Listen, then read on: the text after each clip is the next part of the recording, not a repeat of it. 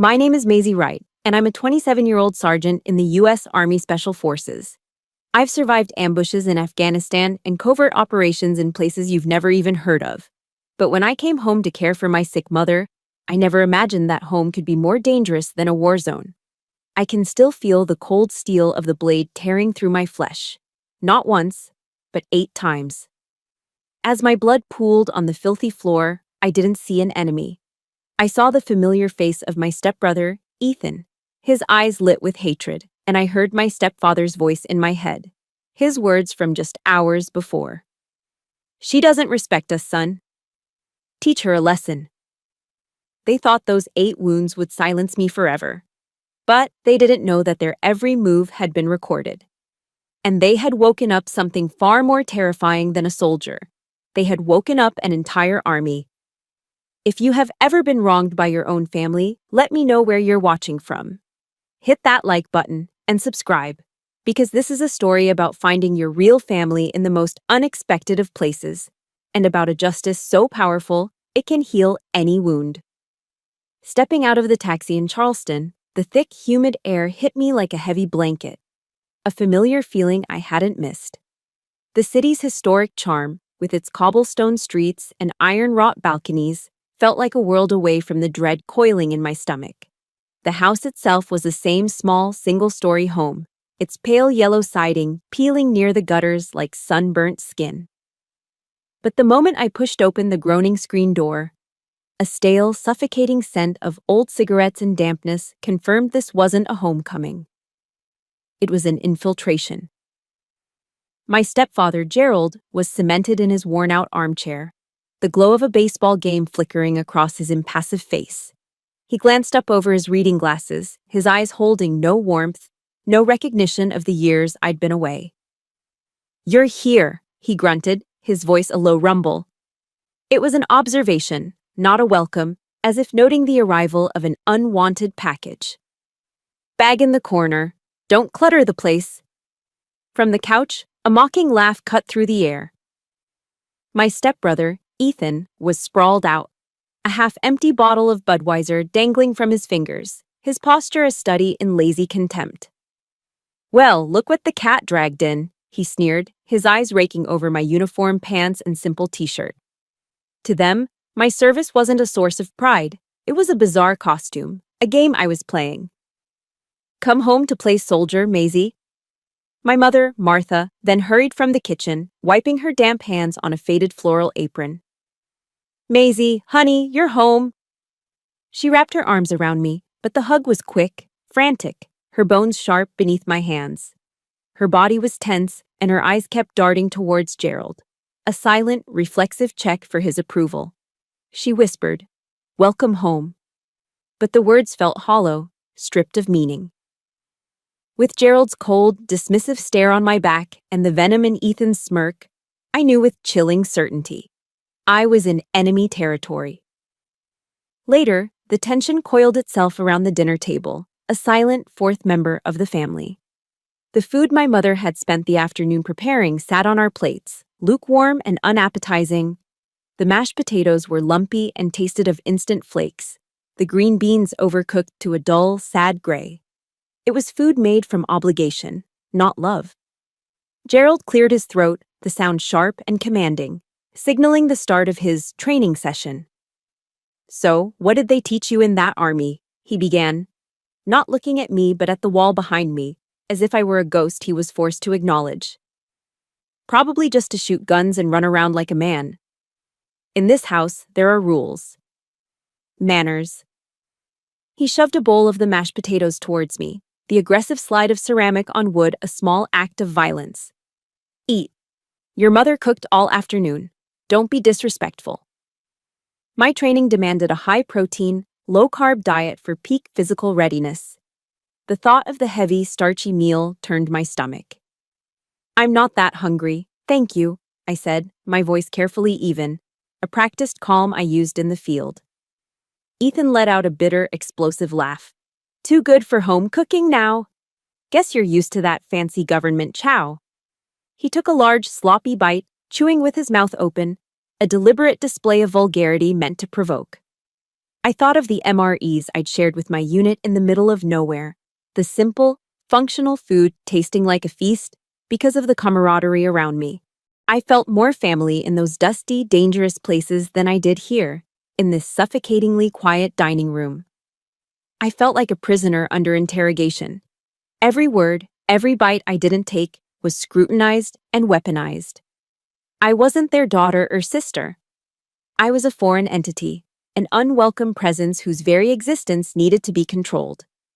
The silence between their jabs was thick with years of unspoken resentment.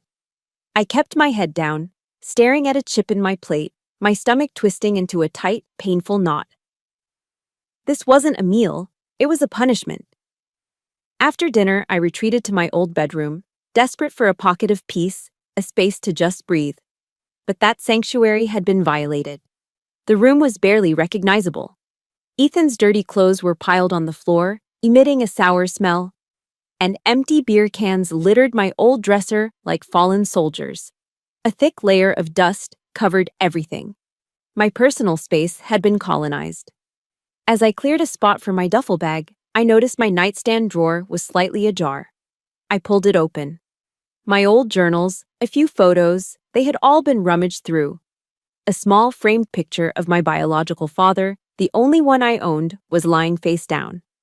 A cold, quiet fury, different from any combat rage I'd ever felt, rose in my chest. It was a violation that felt deeper than a physical blow. I walked back out to the living room, where the TV was blaring a loud, obnoxious sitcom. "Someone was in my room," I said, my voice dangerously calm. "In my things." Gerald didn't even look at me. "I was looking for a screwdriver," he said, his tone flat, unapologetic, the lie lazy and insulting. "This is my house. I can go into any damn room I want. You got a problem with that?" I stared at him, at the absolute, unshakable ownership in his voice.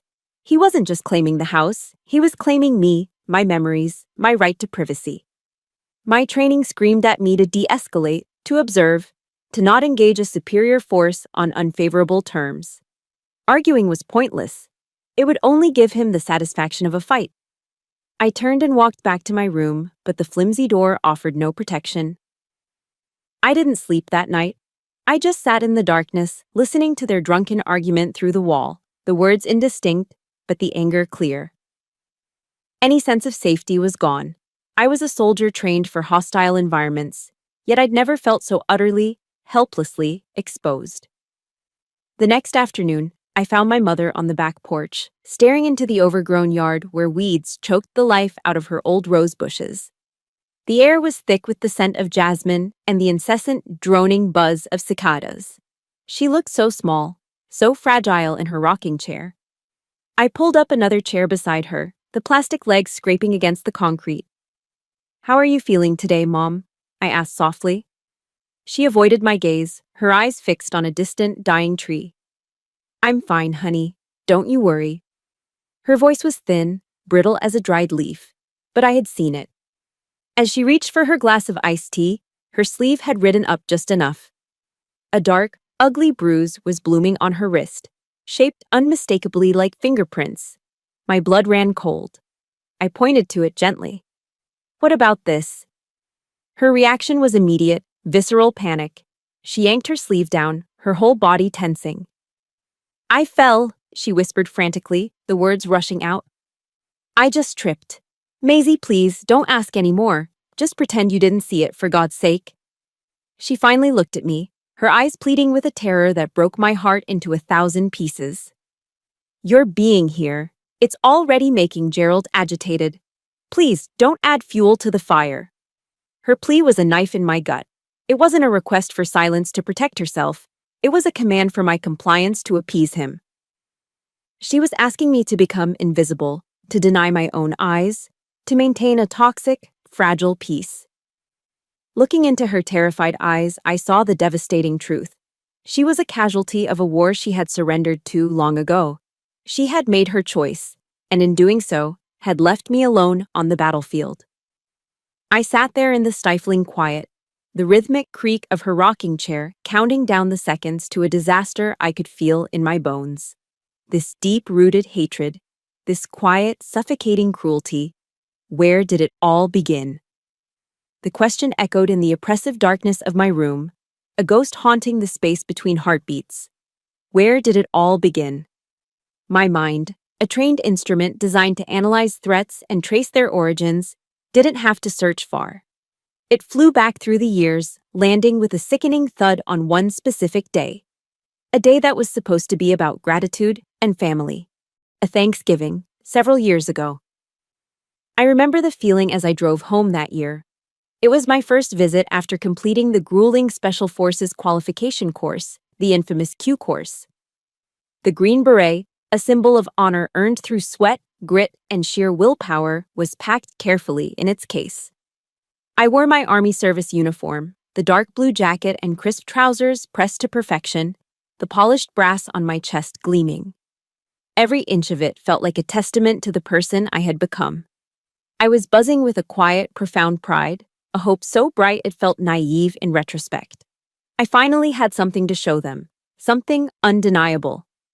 I thought, this time, it will be different. This time, they'll see me.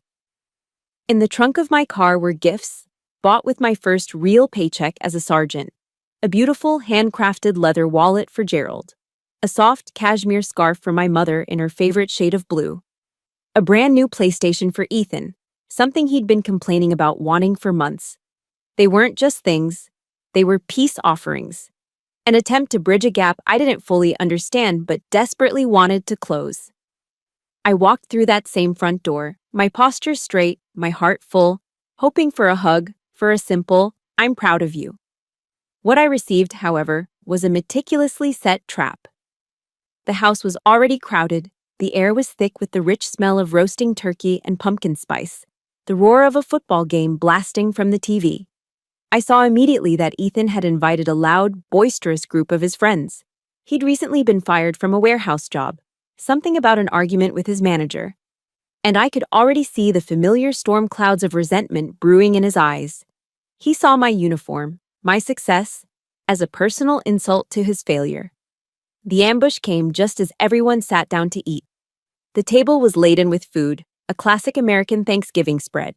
Ethan, holding a beer, stood up and tapped his bottle with a fork, a smirk playing on his lips. "Hey everyone, can I have your attention?" he announced, his voice slurring slightly. "I'd like to propose a toast." A few of his friends whooped and hollered. "To my stepsister Maisie, the family's very own hero." The word was drenched in sarcasm. The one who ran off to play soldier while I had to stay here and hold down the fort, taking care of everything. It was a blatant lie. He'd never held down anything but the couch. He launched into a fabricated story about how I was ungrateful, how I'd joined the army just to run away from my responsibilities. His friends, already several beers in, roared with laughter, hooting and egging him on.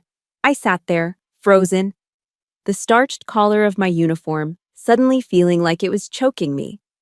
I felt a dozen pairs of eyes on me, some curious, some mocking. I tried to speak, to defend myself, but my throat was tight. That's when Gerald delivered the killing blow. He rose slowly from his chair at the head of the table, placing a heavy paternal hand on Ethan's shoulder in a clear gesture of alliance. "The boy's right," he said, his voice carrying over the chatter, silencing the room. He surveyed the guests, a self-satisfied patriarch. "Men build the house and women make the home. This one," he said, gesturing at me with a dismissive flick of his hand, "she'd rather go off and build who knows what." Then he turned his full attention to me, his eyes cold and filled with a deep, unsettling contempt, raked over my uniform, my very being. "You look at yourself in that thing," he spat, his voice low and dripping with scorn. "You're not quite a woman, and you're not quite a man. You're an embarrassment to this family." The words struck me with the force of a physical slap. The air was sucked out of the room. For a heart-stopping second, there was dead silence. And then, it started. A snicker from one of Ethan's friends, a quiet giggle from a cousin. Soon, the silence broke, and the room was filled with the quiet, cruel sound of muffled laughter. My face burned with a humiliation so hot and absolute it felt like it would melt my skin. Tears welled in my eyes, but I refused to let them fall. I just stood there, a statue in a uniform that suddenly felt like a fool's costume, my greatest achievement twisted into a public spectacle of shame. If you have ever had your biggest accomplishment, the thing you were most proud of, thrown back in your face by someone who was supposed to support you, hit that like button and comment, "I stand with Maisie," below. Let's show them what real support looks like. Later that night, long after the guests had left and the fake laughter had faded, I saw the gifts. They were in a corner by the back door, piled on top of a trash can, unopened. The pretty wrapping paper was still intact. The bows I'd so carefully tied still perfect. They hadn't even bothered. The final insult came when I walked into the kitchen. Ethan was there, showing off for my mother. He had taken my green beret, my sacred, hard-won green beret, and was wearing it on his head at a jaunty, idiotic angle, prancing around the kitchen like a clown. And my mother. She was just standing there, a weak, tired smile on her face, the way someone smiles at a misbehaving child they're too exhausted to correct. A surge of pure, cold rage went through me. I stalked across the room and snatched the beret from his head. It was more than a hat, it was a symbol of every mile I'd run, every obstacle I'd overcome, every brother in arms I had sworn to protect. He shoved me back, hard. "Who the hell do you think you are?" he snarled, his face inches from mine, his breath sour with beer. "In this house, you're nothing." That memory, seared into my brain, played back in the darkness of my room now. It provided the answer to my question. The hatred wasn't new. It had been there all along, a festering wound deep in the foundation of this family. My return, my very presence, hadn't caused it. It had just given them a reason to finally let it bleed. The walls of that house were closing in. Every passing hour spent under Gerald's scrutinizing gaze and Ethan's simmering hostility was a fresh assault on my senses. The air itself felt thin, stripped of oxygen, replaced by a toxic blend of resentment and control. I had to get out. It wasn't a desire, it was a tactical necessity. My training had taught me to recognize an untenable position, and this house, my childhood home, had become just that. I grabbed my car keys, needing no other excuse than the preservation of my own sanity. I drove into the heart of historic Charleston, letting the familiar grid of streets guide me toward the sea. I parked and began to walk, my boots making a solid, reassuring sound on the uneven cobblestones of the old streets. The city was a living postcard, with its pastel-colored houses standing shoulder to shoulder, their ornate, iron-wrought balconies draped in cascades of bougainvillea. I breathed in deeply, pulling the salty, briny air from the harbor deep into my lungs, trying to flush out the stale, suffocating atmosphere of the house. The cry of the gulls and the distant horn of a ship were a symphony of freedom, a soundscape that began to slowly drown out the echo of their cutting words. On a whim, I stopped at a small corner store and bought a large sweet tea, the plastic cup sweating instantly in the humid afternoon. At home, Gerald had declared it unhealthy sugar water, another small, pointless restriction designed to exert control. But out here, under the wide-open Carolina sky, the icy, syrupy sweetness tasted like a small, private victory. It was a minor act of rebellion, a quiet declaration that I was still my own person. I savored each sip, feeling the cold liquid wash away some of the tension, granting me a precious, fleeting moment of peace. I found myself on King Street, the city's bustling main artery of shops and cafes. Tourists ambled along, their cameras clicking, their laughter light and carefree. For a few minutes, I allowed myself to just blend in, to be an anonymous face in the crowd, a soldier on leave enjoying a peaceful afternoon. But a soldier is never truly off-duty. My senses, honed by years of navigating hostile environments, are always scanning, assessing, listening. And as I passed a high-end boutique, my internal alarm system, the one that had kept me alive in dusty back alleys halfway across the world, suddenly blared a silent, urgent warning. My eyes snapped to a scene unfolding just ahead. An older man sat in a wheelchair, a faded U.S. Marine Corps cap perched on his head. His path was blocked by a trio of young men, their swagger fueled by cheap beer and an arrogant sense of entitlement. They were jeering at him, their laughter loud and ugly. One of them, the clear ringleader with a cruel smirk, leaned down and mocked the man's hat. Then, with a look of utter disdain, he spat on the ground, a glob of saliva landing inches from the veteran's wheel. I watched the crowd. People saw it. A woman pushing a stroller quickened her pace, her eyes fixed on the pavement. A couple holding hands glanced over and then looked away, suddenly fascinated by a storefront window. Their silence, their collective decision to pretend nothing was happening, was a different kind of violence. Their apathy was as cruel as the spit on the ground. They were leaving a man, a Marine, to fight a battle alone. And that was something I could not let stand. I didn't hesitate for a single second. My body moved before my mind had time to weigh the consequences. I closed the distance in a few long, purposeful strides, my posture erect and solid. I didn't push or shove. I simply stepped between the man in the wheelchair and the threat, creating a human shield. I didn't say a word. I just looked at the ringleader, my gaze level and direct. My eyes, I've been told, go flat and cold in these moments. It's the look of someone who has seen far worse things than three drunken punks on a sunny afternoon. The ringleader's smirk faltered. My sudden, silent appearance had thrown him off his rhythm. He puffed out his chest, trying to reclaim his dominance. "Move it, bitch!" he snarled, the insult lacking any real conviction. I kept my voice low, even, and stripped of all emotion. It was the same tone I used to give orders in the field, a tone that expected and received absolute compliance. "You have 3 seconds," I said, my eyes locked on his, "to get your friends out of here before I help you do it." There was no anger in my voice, no threat of a brawl. There was only a calm, unshakable certainty. He saw it in my eyes. He saw that I wasn't making a suggestion. I was stating a fact. A flicker of fear, then confusion, crossed his face. He and his friends exchanged uneasy glances.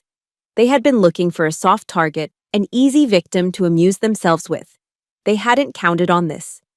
The ringleader muttered a curse under his breath, gave me one last hateful glare, and then turned, herding his friends away. They disappeared back into the anonymous flow of the crowd. The silence they left behind was filled with the sounds of the city, suddenly loud again. The man in the wheelchair looked up at me, his aged, tired eyes shining with a profound and immediate gratitude.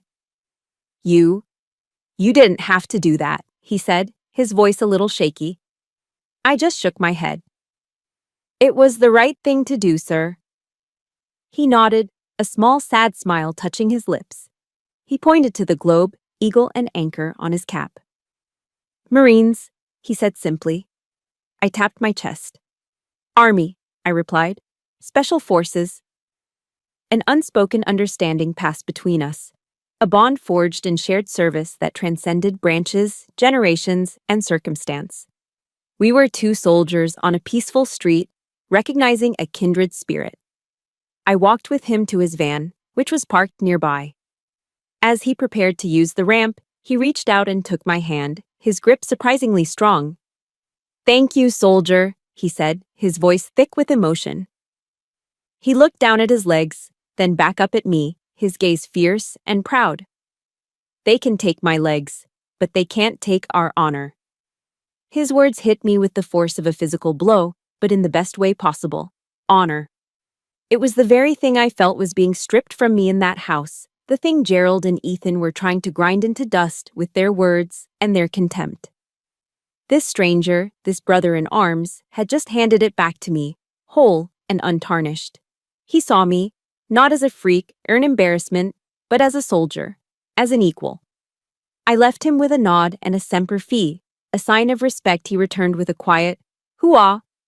I walked back to my car feeling stronger, taller, my purpose reaffirmed.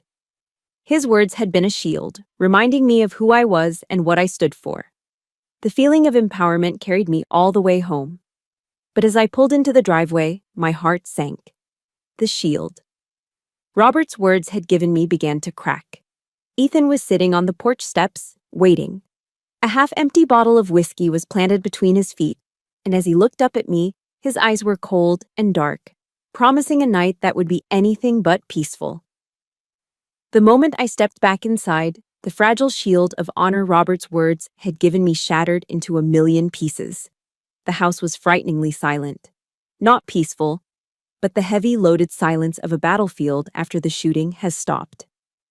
The air was thick with unspoken judgment. In the dining room, the table was cleared. 3 plates, 3 sets of silverware, all washed, dried, and put away. A ghost of a meal that I was never a part of. I walked into the kitchen, a knot of dread tightening in my stomach. On the stove, a pot of leftover mashed potatoes sat cold and congealed. A few scraps of roast beef were left on a plate, covered carelessly with plastic wrap. My punishment for the crime of defending a fellow veteran, for the crime of existing outside their control, was this: exclusion. The most ancient and cruelest of weapons. They had made me invisible, erased me from the evening, from the family. A gnawing hunger clawed at me, but it wasn't for food. It was the desperate, aching hunger of a soul that has been utterly and completely abandoned. Gerald emerged from the living room, his face a mask of cold indifference. He didn't raise his voice. He didn't have to. His tone was as chilling as the food on the stove. "You chose to wander the streets instead of having dinner with your family," he stated, as if reading from a verdict. "Now you can fend for yourself." Through the doorway, I could see my mother hovering, her silhouette a study in fear. She wouldn't meet my eyes. She had chosen her side, or rather, fear had chosen it for her. I turned without a word and went to my room, closing the door behind me. The silence in here was different. It was my own. But it offered no comfort. The emotional shrapnel from the evening's encounters began to do its work. The stress, the anger, the profound sense of betrayal, it all converged into a familiar, fiery pain in my stomach. It was a chronic condition, a physical scar from the high-stress deployments, a constant reminder of the price of my service.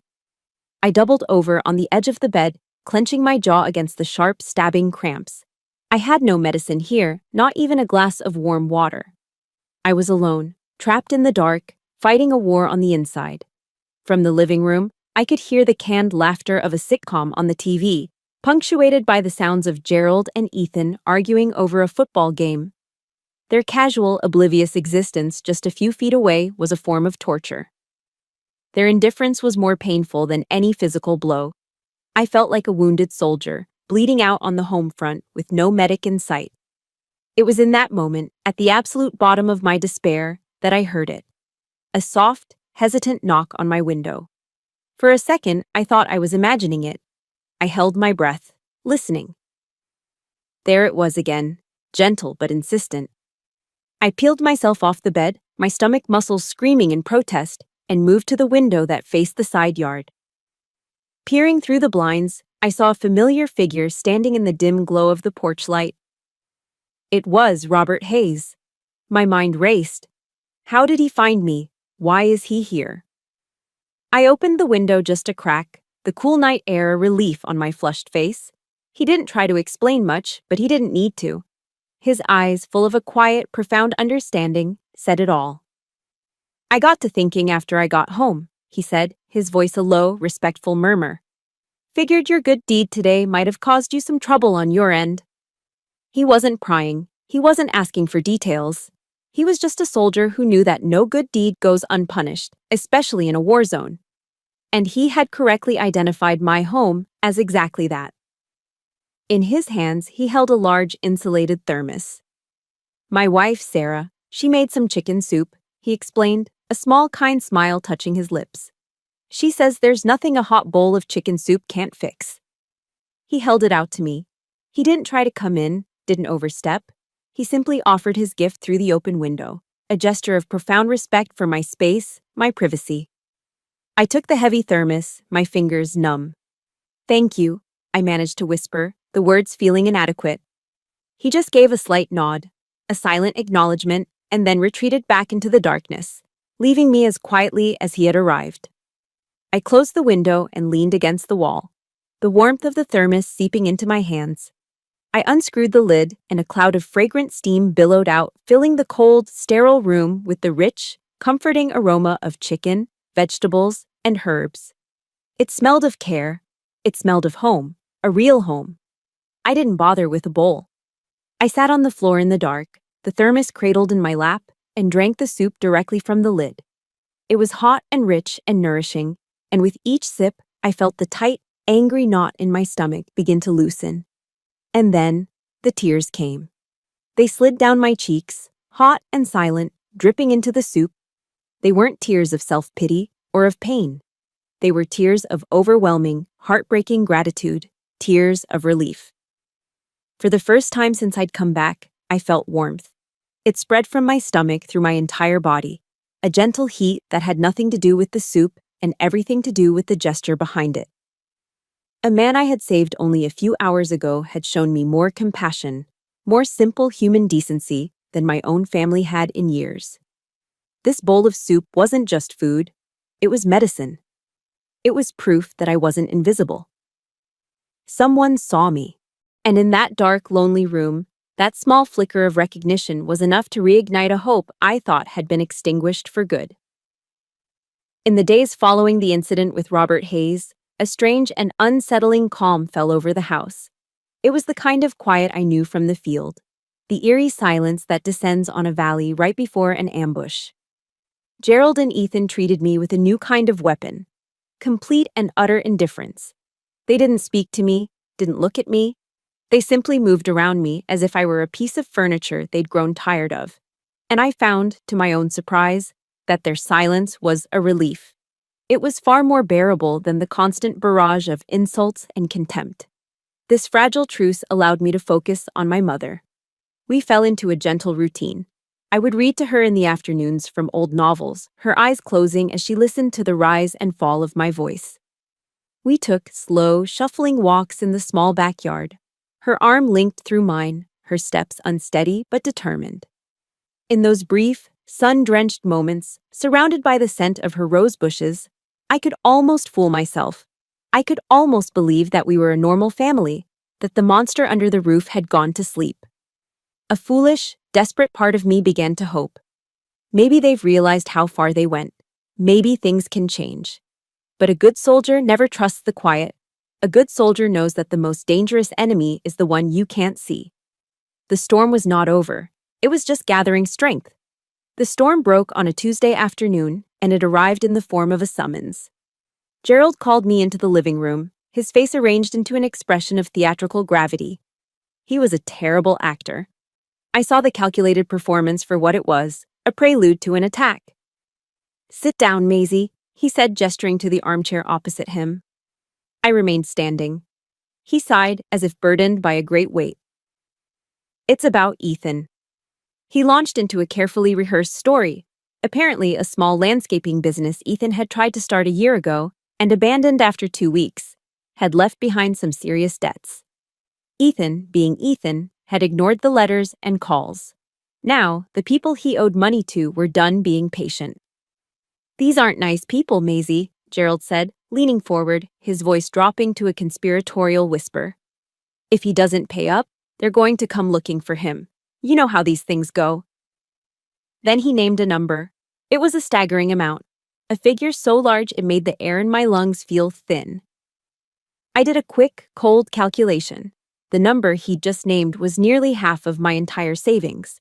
The money I had painstakingly accumulated from mission after mission, the combat pay I'd earned in the deserts of Afghanistan and the jungles of God knows where. It was my blood money, my ticket to a future, to a life of my own, far away from this house. I stared at him, my face unreadable, my heart hammering against my ribs. I knew Ethan. He was a black hole of irresponsibility, a gambler who chased losses with bigger bets. This wasn't a business debt. This was something uglier. And they wanted me to pay for it. "No," I said. The word was quiet, but it landed in the silent room with the force of a grenade. Gerald's mask of concern didn't slip, but his eyes hardened. This was the part of the negotiation he'd been waiting for. He leaned back, ready to deploy his heavy artillery, emotional blackmail. Maisie," he sighed, shaking his head with mock sadness. "This is what family is for. We help each other. You've been away, serving your country, making good money. Your brother, he's had a rough time. He's in trouble. Are you really going to turn your back on him? On your own family? He let the words hang in the air before delivering the next volley. Think about your mother. She doesn't know the details, of course, I've protected her from that. But if she found out her son was in danger, that his own sister refused to help him, the stress, the disappointment, it would crush her. Do you really want to put her through that? Do you want to be responsible if her heart gives out? Every word was a precision strike, aimed at the weakest points in my armor, my sense of duty, my loyalty, my love for my mother. He was twisting my own values into weapons to be used against me. He was trying to make my refusal to enable a grown man's destructive behavior into an act of cruel, selfish, matricidal negligence. I could feel the walls of his trap closing in, the air growing thick with guilt and obligation. But I held my ground. The soldier in me took over. I analyzed his tactics, his strategy.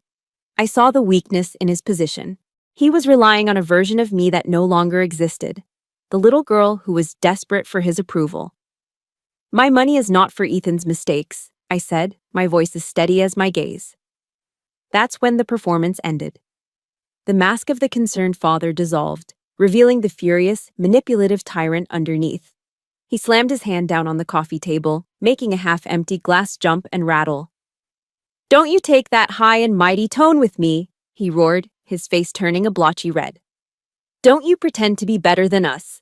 The day you enlisted, the only reason Ethan didn't go to jail for his gambling debts was because I paid them off. I kept it from your mother to protect her. You got to run away, to play dress-up and live your life, while he had to stay here. You owe him. You owe this family." The lie was so breathtakingly audacious that, for a moment, I was speechless. I knew for a fact it wasn't true. I knew Gerald had never given Ethan a dime he didn't have to. The accusation was absurd, a desperate, pathetic attempt to rewrite history to fit his narrative. It was the final, clarifying piece of evidence. There was no reasoning with him. There was no family to save. There was only an enemy combatant trying to seize my resources for his own gain. I looked at him, truly looked at him, and all the years of fear and intimidation just evaporated. He wasn't a powerful patriarch. He was just a loud, pathetic bully. I let the silence stretch, watching the rage build in his eyes. He was expecting me to cry, to argue, to break. I did none of those things. I met his furious glare with a gaze of absolute glacial calm. And then, I gave him my final answer. No. The word was a quiet death sentence to his plans. It was an act of rebellion, a declaration of independence, and the drawing of a line in the sand that I knew I could never undraw. In that one single syllable, I had sealed my fate in this house. The single word "no" hung in the air, a declaration of war. The battle lines had been drawn. In that moment, standing in the suffocating silence of the living room, every ounce of my training kicked in. The situation had escalated beyond negotiation. The objective was no longer to coexist, it was to extract. I didn't wait for a response. I turned on my heel and walked back upstairs, my movements economical and precise. The anger that had been simmering inside me for days had vanished, replaced by something far more effective. A cold, clear, tactical resolve. I pulled my duffel bag from the closet and began to pack, my hands moving with practiced efficiency. T-shirts, socks, fatigues, essentials only. Leave the rest behind. Travel light. Move fast. My first thought was my mother. I couldn't leave her here. I found her in her bedroom, sitting on the edge of her bed, looking small and fragile. "Mom," I said, my voice low and urgent, "we have to go. Now. Pack a bag." She looked up at me, her eyes wide with a familiar, paralyzing fear. "Go? Go where, Maisie? What are you talking about?" "Anywhere but here," I insisted. "It's not safe. Please, just pack what you need. We can figure out the rest later." She just shook her head, a gesture of absolute, heartbreaking finality. "I'm not going anywhere," she whispered, twisting the fabric of her housecoat in her hands. "This is my home, Maisie. It's my home." I looked at her, truly looked at her, and I saw the truth. She wasn't just afraid of Gerald. She was a prisoner of the life he had built around her, and she had long ago accepted the terms of her surrender. Trying to rescue someone who doesn't want to be saved is a fool's mission. I knew then that I could only save myself. "Okay, Mom," I said softly, the words tasting like ash in my mouth. "I love you." I backed out of the room, closing the door on my final attempt at a rescue. Back in my room, I pulled out my phone, my fingers flying across the screen. I sent a text to the only ally I had in this city, Robert Hayes. My message was short, stripped down to the bare essentials, just like a field report. "Need to get out of here. Know anywhere safe?" As I was zipping my bag, forcing the last of my gear inside, their voices drifted up from the living room, seeping through the cheap wood of my bedroom door. I froze. My training taught me to gather intelligence at every opportunity. I crept to the door, my breath held tight in my chest, and pressed my ear against it. It was Ethan first, his voice a low, guttural growl, thick with whiskey and rage. "She said no. Can you believe that? The bitch really said no. Who the hell does she think she is?" Then came Gerald's reply. His voice wasn't loud like Ethan's. It was worse. It was calm, measured, and laced with a serpentine poison that made the hair on my arms stand up. "She doesn't see us as family anymore, son," he said, the words smooth and deliberate. "She looks down on us." I was no longer a daughter in that house. I was the enemy. I was an operative listening in on the enemy's plans before an imminent attack.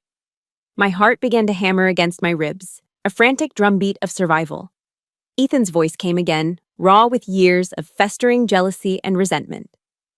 "Ever since she put on that damn uniform, she's thought she was better than us. She's out there protecting some damn stranger in the street, but she won't help her own brother." There was a pause, a heavy, chilling silence that seemed to stretch for an eternity. And then Gerald spoke the words that I quoted in the beginning of my story, the words that would be burned into my memory forever. His voice dropped even lower, becoming a venomous, intimate whisper meant only for his son. "She doesn't respect us, son. Teach her a lesson." The command was so simple, so devoid of emotion, it was like he was ordering a pizza. My blood ran cold. This wasn't just angry talk anymore. This was a directive, a kill order. Another beat of silence, then Ethan's reply, and the sound of it made me want to vomit. His voice was no longer angry. It was filled with a sick, twisted glee, the sound of a predator finally being let off its leash. "I understand, Dad," he said, his tone almost cheerful. "A lesson she'll never forget." My heart stopped. My training, my instincts, every fiber of my being screamed one word: danger. This was a direct, credible threat. The mission parameters had changed. This was no longer an extraction. It was an escape. If you have ever had that cold, sinking feeling in the pit of your stomach, that primal instinct telling you that you are in real danger, hit that like button and comment, "Trust your gut," below. Because sometimes it's the only thing that can save you. I had to move. Right now, I needed to get to my car and drive. But my mind raced through my supplies. I had nothing. No water, no food for the road. The nearest 24/7 convenience store was just a few blocks away. A quick stop just to grab the essentials, and then I'd be gone. My phone buzzed in my hand, a lifeline in the suffocating darkness. It was a reply from Robert. "Come to my place, now." The doors unlocked. Relief washed over me, a tiny pinprick of light in an ocean of terror. I had a destination.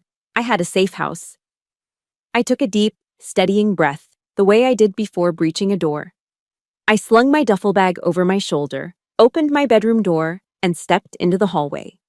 I moved with a practiced silence, my steps light on the creaking floorboards. As I reached the bottom of the stairs, I had to walk past the living room to get to the front door. I could feel their eyes on me. I didn't look at them, but I could feel the weight of their gaze, the sheer malevolence pouring out of them. They were completely silent. The TV was off. They were just sitting there in the dim light, watching me. It wasn't the look of anger anymore. It was something far, far worse. It was the calm, patient, deeply satisfied look of a pair of predators who had just watched their prey walk, knowingly and willingly, straight into the jaws of their trap. The automatic doors of the 24/7 convenience store slid open with a soft hiss, and a blast of frigid, recycled air hit my face. The transition from the humid Charleston night to the sterile, fluorescent-lit interior was jarring. The place was unnaturally bright, the aisles of candy and chips glowing under the relentless hum of the overhead lights. My plan was simple: grab a bottle of water, a couple of energy bars, and get to Robert's house.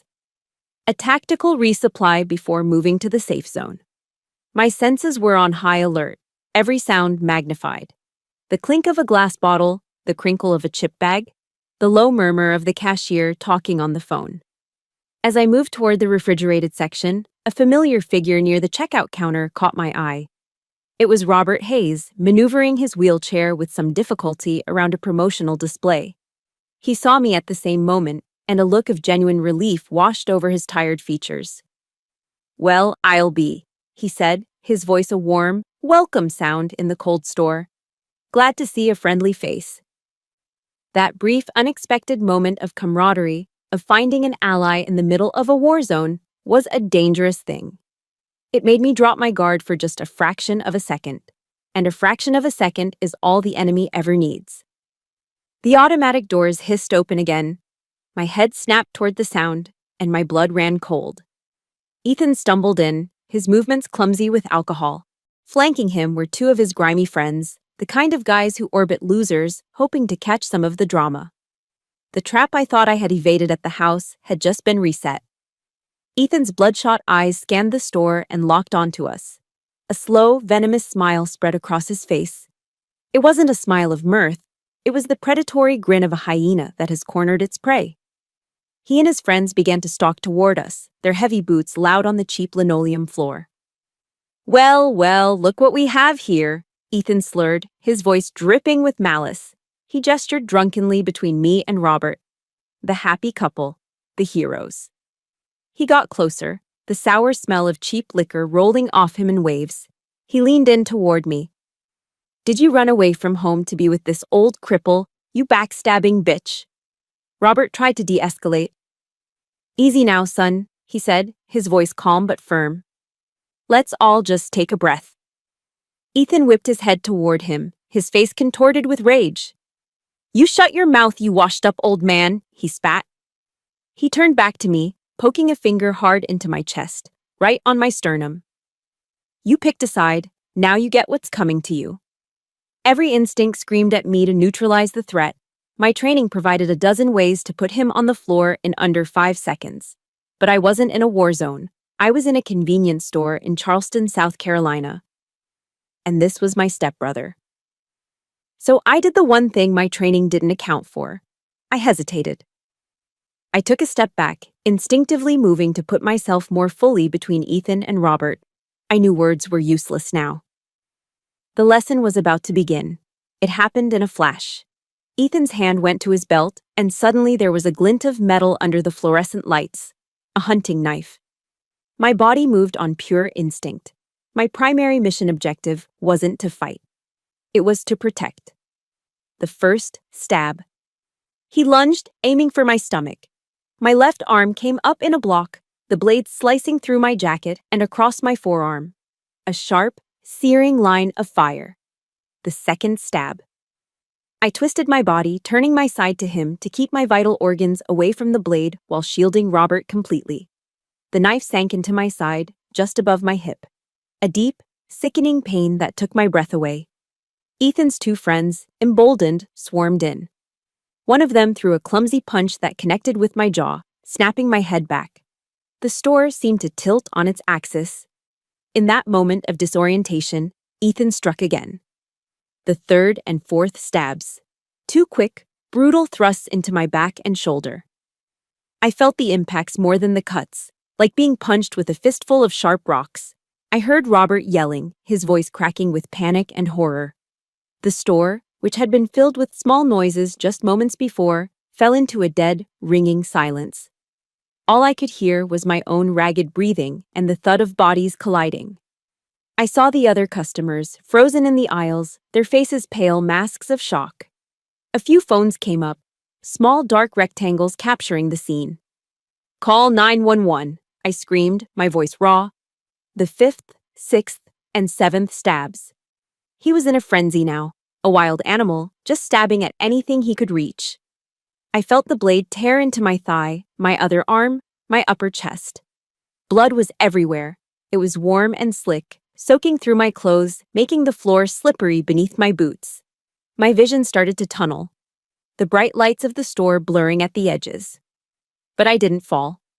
I braced myself, my feet planted, my body a living shield. I would not let him get to the man behind me. The eighth and final stab.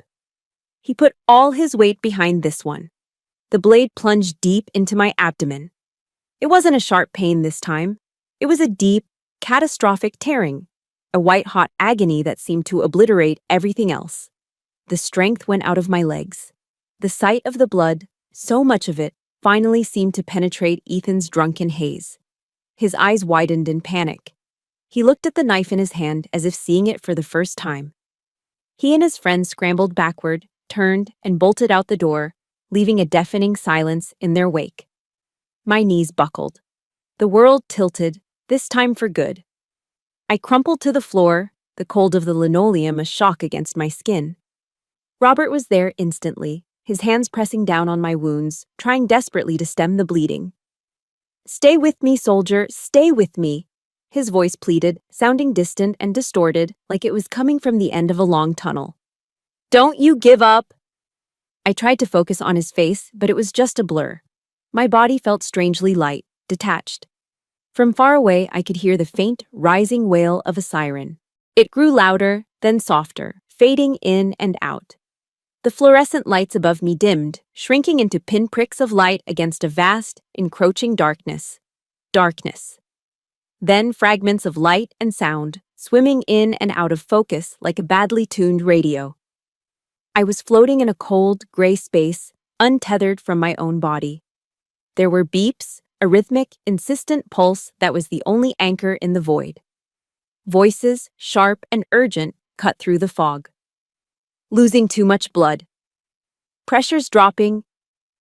Hearts failing. Clear. A violent electric jolt ripped through me, arching my back off a surface I couldn't feel. For a single, lucid moment, the gray fog cleared, and I saw them. The faces of my fallen brothers in arms, the ones who didn't make it home.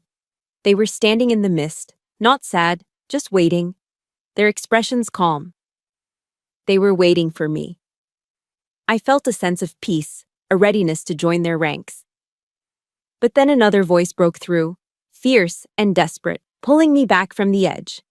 It was Robert's voice, echoing from the cold floor of the convenience store. "Stay with me, soldier." The rhythmic beeping of the machine, which had flatlined into a solid tone, suddenly faltered. And then began its steady pulse once more. I had survived. But my war was far from over. The next time I woke, the world was painfully real. The harsh, sterile smell of antiseptic filled my nostrils. A tangle of tubes snaked into my arms, and the steady rhythmic puffing of a ventilator was the only sound in the quiet room. An ICU. I'd been in enough field hospitals to recognize it. My first visitor was not a doctor or a nurse, it was Gerald. He stood by my bedside, his arms crossed, his face a cold, unreadable mask. There was no worry in his eyes, no flicker of concern. Only a cold, hard assessment, like a general surveying a captured enemy. I tried to speak, but my throat was raw, and only a dry croak came out. "The police have been here," he said, his voice flat and devoid of any emotion. He didn't ask how I was. He didn't acknowledge the bandages and tubes that held my body together. He just delivered his report. "I told them what happened, how you started the fight, how you went after Ethan, and he had to defend himself." The words didn't register at first. I was still weak, my mind clouded by a fog of painkillers. "Your mother confirmed it," he added, the final brutal twist of the knife. My eyes darted to the doorway. My mother, Martha, was standing there, her face streaked with tears, her body trembling. She was wringing her hands, unable to look at me, her gaze fixed on a spot on the floor. Her silence was a confession. Her tears were not for me, they were for her own cowardice. The ultimate betrayal, the most monstrous lie, had been told and validated. It was a wound deeper and more septic than any of the 8 stab wounds I was recovering from. In that moment, helpless in my hospital bed, I felt a despair so absolute that I wished the doctors had let me go. Justice, it seemed, had died on the operating table. 2 days passed in a blur of pain, medication, and the suffocating presence of my mother's silent guilt. Then, a new visitor appeared. He introduced himself as Detective Miller, a tired-looking, middle-aged man in a rumpled suit. He had the weary eyes of someone who had seen too much of the worst of humanity, but there was a kindness in them too. He pulled up a chair and sat down, his movements slow and deliberate. "Sergeant Wright," he said, his voice gentle. "I know you're in a lot of pain. I just need to hear your side of the story, whenever you're ready." Slowly, painfully, I told him everything. From the moment I'd arrived home to the final, agonizing stab in the convenience store. He listened patiently, never interrupting, his gaze never leaving my face. When I finished, my throat was dry, and my body was shaking with exhaustion. He didn't say anything for a long moment. He just nodded slowly. Then, he reached into his jacket and pulled out a tablet. He placed it on the rolling table over my bed and pressed play. The screen flickered to life. The image was grainy, shot from a high angle, the colors washed out under the fluorescent lights. It was the security camera footage from the store. I watched, mesmerized, as the scene unfolded exactly as I remembered it. Ethan's aggressive approach, my instinctive move to shield Robert, the glint of the knife, and then the brutal, relentless attack. It was all there, every stab, every moment of my defiance, every second of his savagery. "We also got cell phone videos from 3 different witnesses," Detective Miller said quietly, as if narrating the scene. "Their stories line up perfectly with what we're seeing here." I stared at the screen, at the undeniable, objective truth of what had happened. The tears that had been frozen inside me for 2 days finally began to thaw. They streamed down my face, hot and silent. But for the first time, they were not tears of pain or despair. They were tears of pure, unadulterated relief. I wasn't crazy, I hadn't imagined it. The truth had a witness. Detective Miller let the video play out. "Ethan Mitchell is in the wind," he continued, his voice hardening slightly. "He ran. But with this," he said, tapping the screen, "he won't be running for long. We've issued a statewide APB for his arrest." He reached into his bag again and placed a small plastic CD case on the table. "This is a copy for your records," he said. He stood up, preparing to leave, but then paused at the door. "Oh, and one more thing." He turned back to look at me, his expression all business. "We notified your unit, Sergeant. It's procedure." That last sentence, delivered as a simple, bureaucratic formality, was the one that changed everything. It was a single, procedural domino that, in falling, would trigger a chain reaction they could never have anticipated. With that one sentence, Gerald and Ethan's private little war against me was about to go public. They didn't know it yet, but they had just awakened the army I belonged to. The news that Ethan had been apprehended came from Detective Miller via a short, professional phone call. They'd caught him trying to cross the state line into Georgia. A wave of profound relief washed over me, so strong it left me lightheaded. For a moment, I allowed myself to believe that the worst was over, that the system would now run its course. That relief lasted for exactly 12 hours. The next call informed me that Ethan was out. Gerald had posted bail. Just like that, with a signature and a check, my attacker was free to walk the streets. The fragile sense of safety I'd begun to feel shattered. A cold, bitter rage filled the void, followed by a crushing sense of helplessness. Money. It seemed to be the one weapon against which I had no defense. Lying there in my hospital bed, tethered to machines, I had never felt smaller or more alone. The justice system, the one I'd been raised to believe in, had failed me. But I was wrong. The system had another, older branch, one that operated on a different code of ethics. The next morning, the entire atmosphere of my hospital floor changed. It started when two soldiers in immaculate Army service uniforms appeared outside my door. They didn't enter, they simply took up positions on either side of the doorway, standing at a relaxed parade rest. They were a silent, formidable presence that made nurses and doctors alike alter their paths, their voices dropping to respectful whispers. I was no longer just a patient. I was under guard. A few minutes later, a tall, powerfully built man with a ramrod straight posture and the unmistakable aura of command stepped into my room. On the collar of his uniform, 3 silver stars glittered under the harsh hospital lights. Lieutenant General Miller, from the United States Special Operations Command, SOCOM. He wasn't a bureaucrat or a politician, he was a warrior. And he had come not as an official, but as my commanding officer. He pulled the visitor's chair close to my bed and sat down, his movements economical and precise. His presence filled the small room. But it wasn't intimidating, it was reassuring. "Sergeant Wright," he said, his voice a deep, calm baritone that held a quiet authority. He looked directly at me, his gaze steady and clear. "We've seen the video." He paused, letting the words sink in. "You acted in accordance with the highest traditions of a Green Beret. You protected an innocent, even when off-duty, at great personal risk. You did us proud." Tears sprang to my eyes, hot and sudden. To hear those words from this man was a validation so profound it almost hurt. It was the recognition I had craved from my own family, a recognition they had twisted into a joke. General Miller continued, his voice hardening almost imperceptibly. "An attack on one of our soldiers is an attack on all of us. Your stepfather's family may have money, Sergeant, but we have something else. We have honor." He leaned forward slightly, his gaze intensifying. "From this moment forward, you are not alone in this fight. The United States Army is standing with you."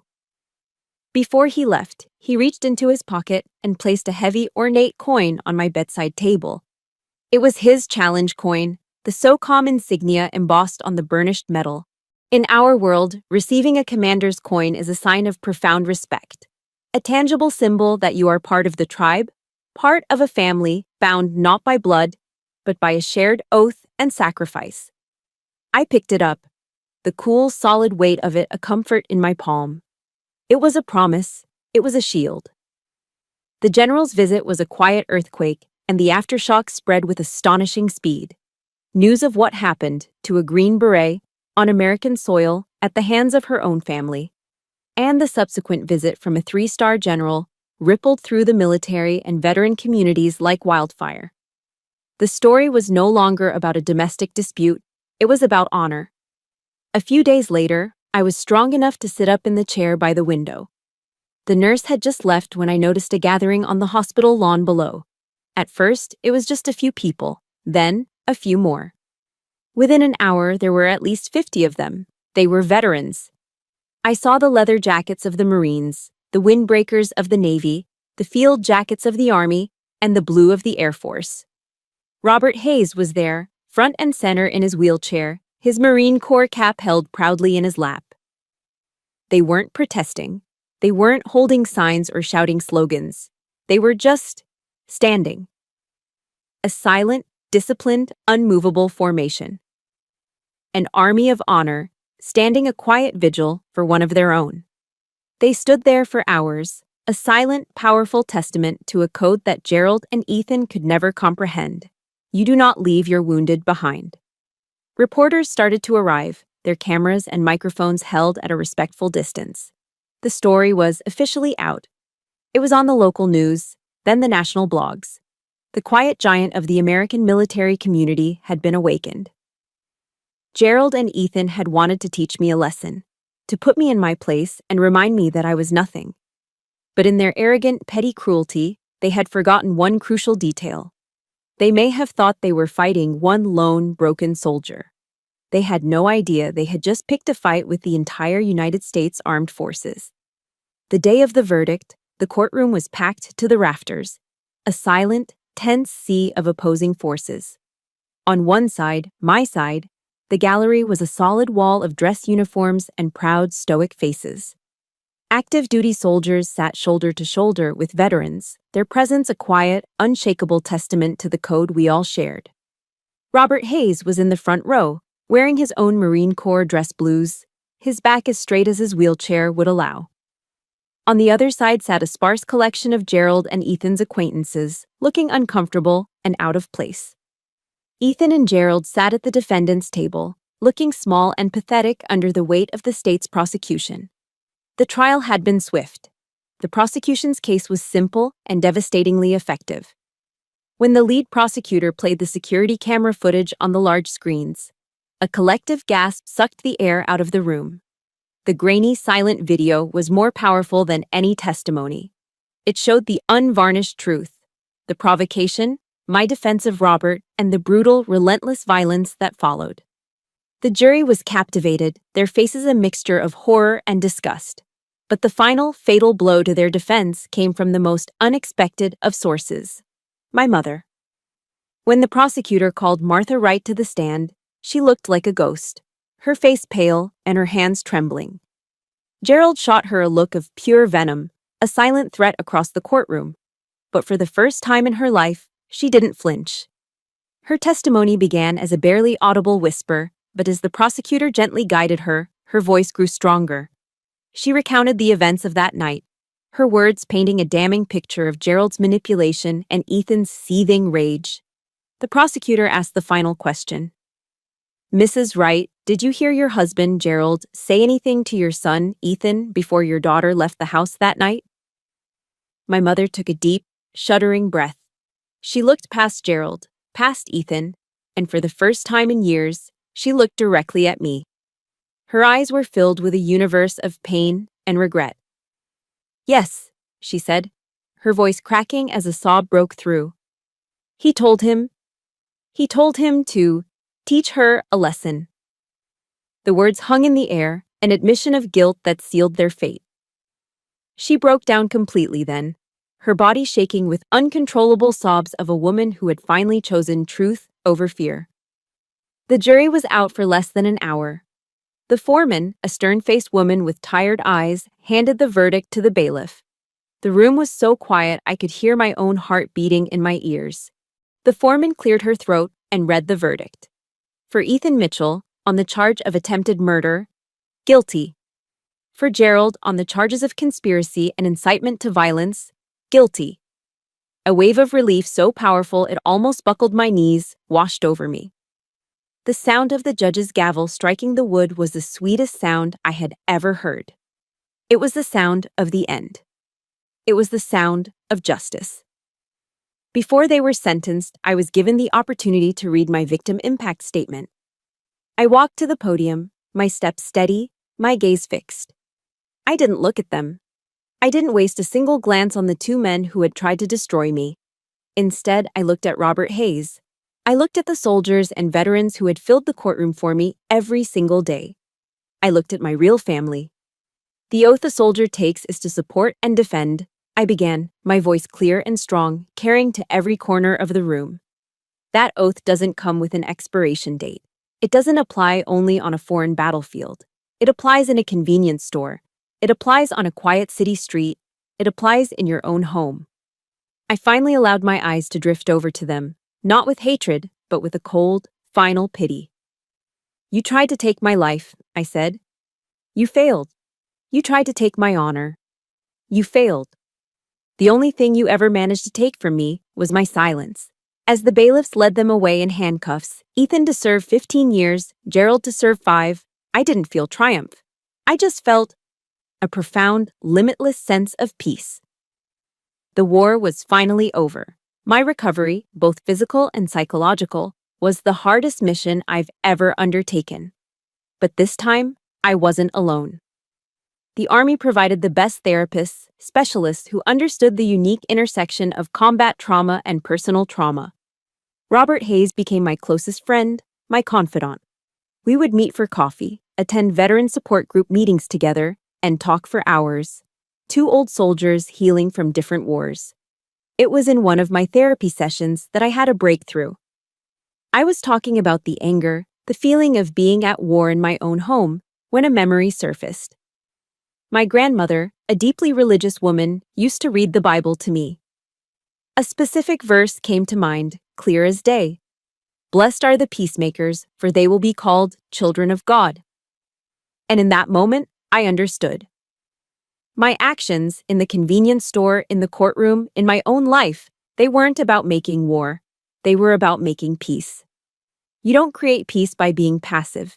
You create it by standing up to violence, by shielding the innocent, by stopping the chaos. That realization settled something deep in my soul. It gave me a new mission. A year later, the physical scars remained, a faint, silvery map of that night's violence, but the internal wounds had begun to heal. I knew I couldn't go back to the battlefield. My fight was here now. Robert and I pooled our resources and our shared sense of purpose and started a nonprofit organization. We called it the Shield Project. Our mission is to provide free support, legal aid, and self-defense training to victims of domestic violence, with a special focus on the unique challenges within military families. My story has a postscript, written not by me, but by the city of Charleston. On the side of the building next to that convenience store, a local artist painted a mural. It's a striking, powerful image of a female soldier in uniform, standing with her arms outstretched, shielding an older man in a wheelchair from the shadows. It has become a landmark, a symbol of hope and defiance.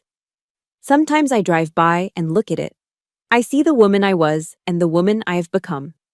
My story, the one that began with so much pain and betrayal, is over. But my legacy, our legacy, is just getting started. Thank you for listening to my story. Sharing this wasn't easy, but it was necessary. My battle ended in a courtroom and found its purpose in the Shield Project. But I know that many of you might be fighting your own, quieter wars every day. This channel is a place for stories like mine, stories of survival, resilience, and finding the strength to stand up when you've been knocked down. If you believe in the power of these stories and want to be part of a community that understands, please like this video and subscribe. Remember, your voice is your weapon and your honor is your shield. Never let anyone take them from you.